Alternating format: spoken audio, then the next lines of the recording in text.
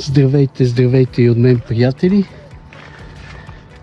Ето как се развива червения пипер в нашата градина.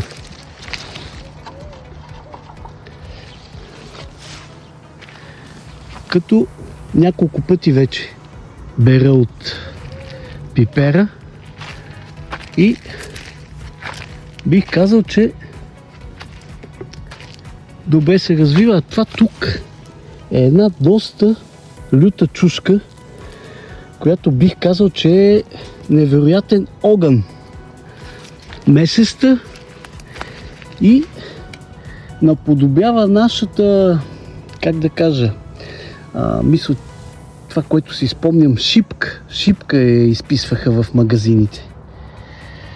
Но е по-месеста и невероятно люта. Ето е.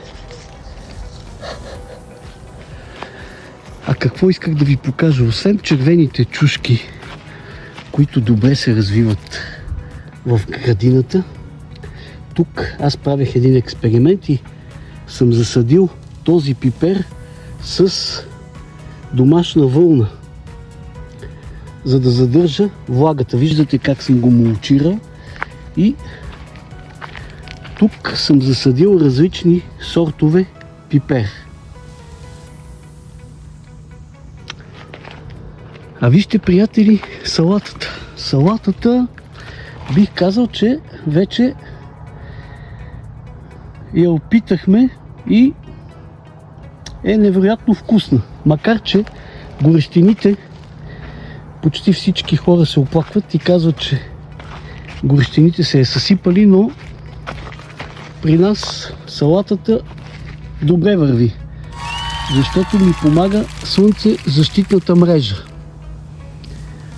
А зелето трябва да се полива. Просто няма как. Чакаме дъждовете с нетърпение. Поздрави от мен! И ако видеото ви е харесало, приятели, абонирайте се